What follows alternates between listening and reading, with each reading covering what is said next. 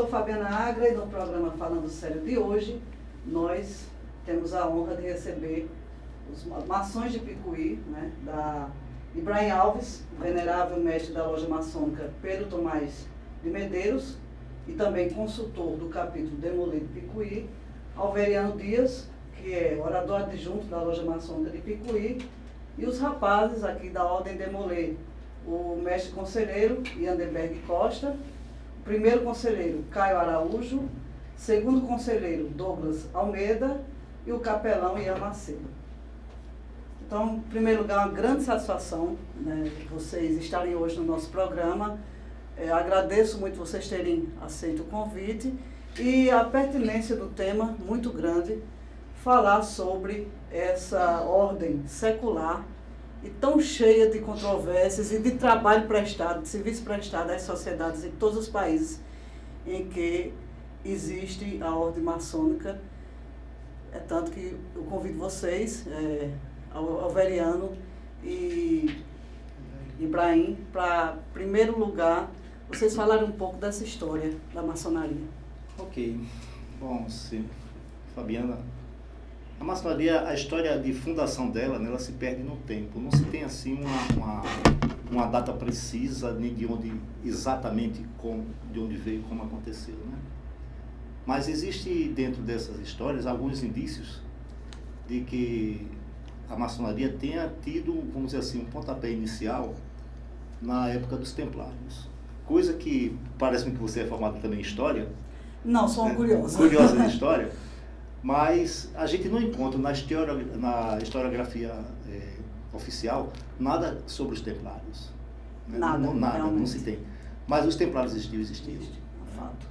Foi uma ordem criada, por incrível que pareça, pela Igreja, onde os nobres, principalmente começado pelos nobres franceses, né, na intenção de proteger o caminho que levava da Europa até a Jerusalém, de proteger esses peregrinos contra vamos dizer assim, os assaltantes que existiam, né? E daí foi formada uma pequena ordem chamada Ordem dos Pobres de Cristo. E daí eles fizeram um voto de castidade, voto de pobreza, embora tivesse uma origem. Isso anterior às cruzadas? Não. Depois da primeira cruzada. Depois da primeira cruzada. Aí Bom, então eles fizeram esses votos, né? E com o tempo, eles formaram vamos dizer assim, um exército paramilitar oficialmente, né? Seria da igreja. Então, os templários, eles só tinha obediência ao Papa, que foi criado pela igreja, né? Para defender os peregrinos cristãos que iam para lá, né? Então, essa ordem dos templários, eles cresceram, a ordem cresceu, e com o passar do tempo foi, quer queira que não, tudo que cresce, que desenvolve, cria ciumeiras, invejas, né? E o rei Filipe o Belo, né, ele contraiu algumas dívidas com os templários, né? E dessa dívida, vamos dizer assim, ele encheu os olhos, né? E instigou o Papa na época, defamando os templários de que eram hereges, de que furavam o dedo e colocavam sangue na imagem de Cristo, que eles adoravam Bafomé, uma série de coisas. É uma calúnia que o príncipe Luís IV Belo fez com relação aos templários ao Papa. Então, Fabiano, como eu te falei, né, a história é muito longa, não dá para a gente falar aqui, vamos dizer assim, meia hora, uma hora, né? Então, devido a essa perseguição, né, o Papa, na época, adotou essas acusações, né, e eles foram presos, né? Eu lembro que em muitos foram 1314, executados, né? Em 1314, né? Essa ordem durou 200 e poucos anos. Né? Então eles foram presos em 1314, e aí os chefes, vamos dizer assim, né, foram presos e foram uns condenados à morte e outros à prisão perpétua, né? E um dos que foi condenado à morte, na época, que era o chefe supremo, chamado de grão-mestre também, que depois os meninos vão falar, foi exatamente Jacques de Molay, né? Então ele teve um voto, vamos dizer assim, mesmo diante de tanta tortura, do qual ele, se ele confessasse as atrocidades que estavam falando dele e da ordem, provavelmente o máximo que ele poderia conseguir era uma prisão perpétua. Então ele prefere morrer a não trair os irmãos dele, como templários, a não trair toda a ordem, porque ele prefere a morte. E daí por diante a gente, depois vocês vão ver o desenrolar dessa história. Então, os templários que conseguem, vamos dizer assim, sair das garras do rei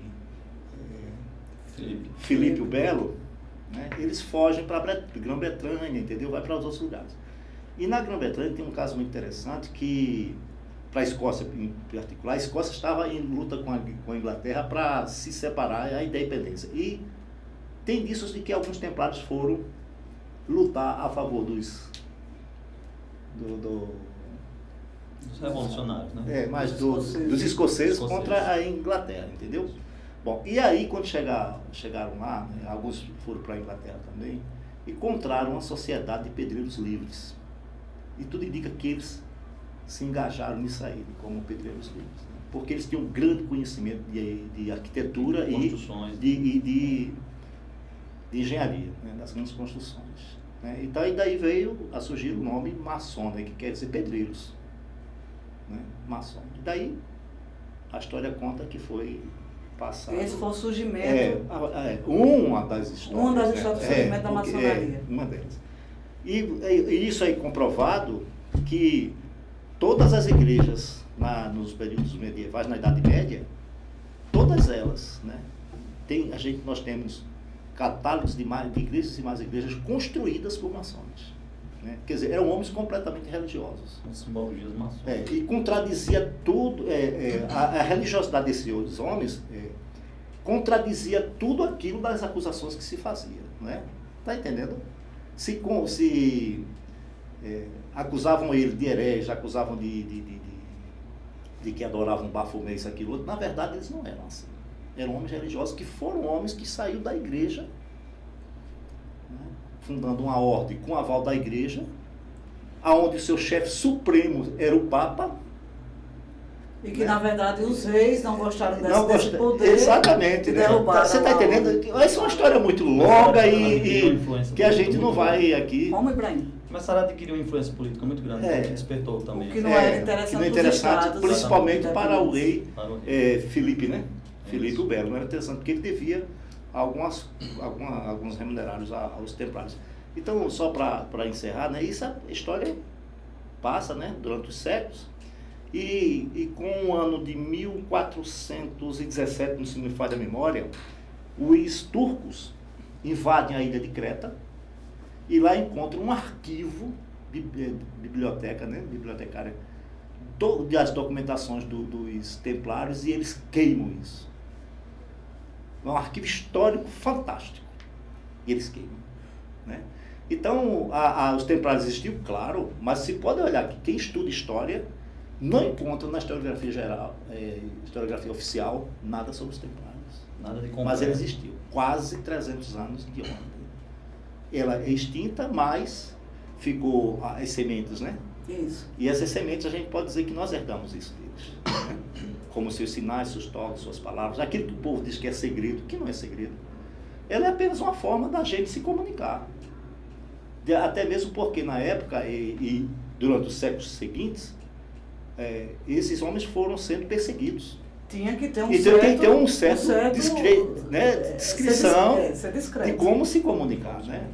Então, Fabiano, isso é uma breve história, né, que é muito instigante, né, para quem fala e para quem escuta também. Dizer o seguinte, que daí surgiu a maçonaria, né? Maçonaria, maçom, quer dizer, pedreiros livres. E esses homens, na verdade, nós somos pessoas religiosas. Né? Contradiz a que as pessoas aqui fora falam dela. Diz primeiro que lá é uma religião, não é. A maçonaria não é religião, mas é uma entidade religiosa. A minha casa não é igreja. A minha casa não é religião, mas a minha casa é uma casa religiosa. Então são homens de fé que professam a fé, que acima de tudo tem que crer em princípio criador, que é Deus, né? E a gente muitas vezes diz, não, mas Deus de vocês é um tal de Gadu, né? Grande arquiteto do universo. Olha, isso é bíblico, está lá em Hebreus, capítulo 10, versículo 11. O próprio Paulo fala que o grande arquiteto daquela cidade era Deus. Olha, o grande arquiteto da cidade, nós falamos do universo. Aí as pessoas que se dizem religiosas desconhecem esse assunto bíblico. O nome é bíblico. Não é? Você está compreendendo? São vários nomes que se dá a Deus. E sim, esse é um dos... Mas o próprio biblicamente chama Deus de grande arquiteto de uma cidade. Isso. Né? Em Hebreus 11, capítulo 11, versículo 10. Está lá, falando que Deus é o arquiteto de uma cidade, e nós falamos do universo. É Deus. Né? Mas as pessoas ficam desinformadas, né? Então, quem tem internet usa o que quer, a gente vê várias montagens. Eu vi horrores. Eu quando pesquisei o tema, terminei me deparando com horrores. Pois e fiquei assim incomodada até. Eu disse, não é possível. Desperta muita curiosidade, né? Desperta, né? Mas não é possível que as pessoas continuem a falar o que não conhecem. Então, eu sempre digo para os garotos aqui, né, Ibrahim? Ó, vocês não sabem nada sobre a ordem demolida. Eu, Ibrahim, os maçons do mundo inteiro não sabem nada sobre maçonaria. Quem sabe é quem nunca foi lá. Não é? Porque a gente pode cansar de dizer o que é, mas as pessoas, principalmente alguns religiosos fanáticos, desculpa a expressão fanatismo, né? Que eu sou religioso, mas não sou fanático, né? Eu tenho minha fé, tenho a minha religião e a professo em qualquer lugar. Mas as pessoas aí que andam difamando não quer saber mais do que eu. Dizem, mas lá é assim, não é. Mas menino, você quer dizer a mim? Eu digo, mas como é que pode? Eu estou lá há 20 e tantos anos, você nunca foi lá, você sabe mais do que eu. É, porque fulano me disse, eu digo, mas ele foi lá, sabe como é? Não, então... Né? Assim funciona. Você tem as teorias da conspiração são bem mais interessantes do que a realidade. Então, Fabiano, para encerrar aqui essa breve histórico aqui, eu quero dizer o seguinte, eu quando era venerável da loja, Pedro Tomás de Medeiros, né, e tive um momento aqui, não vou citar nomes, de um fervor religioso, nos jovens participando de uma igreja e de outra, e estava vendo um certo descontentamento nisso aí, né? E nós temos um irmão maçom que ele é padre, né? O padre Aloysio Guerra. E eu trouxe o padre Aloysio Guerra aqui.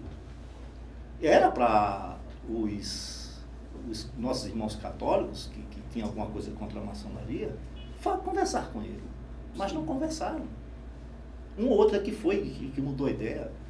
Perderam uma grande oportunidade, né? Então, desculpa também citar, né, alguns das igrejas protestantes também, né? Olha aí, tá vendo? A padre maçom tal. Eu trouxe para aqui o irmão, nós maçons tratamos como irmão, o irmão Veridiano Galindo. Quem é o irmão Veridiano Galindo? Pastor da Assembleia de Deus em Recife, maçom. Maçom também. Trouxe para cá. O que é que foram dizer? Que ele era o filho da besta fera. Né? Custava nada chegar lá, Galindo, vem cá, como é que é isso aí? A gente não sabe, fala isso.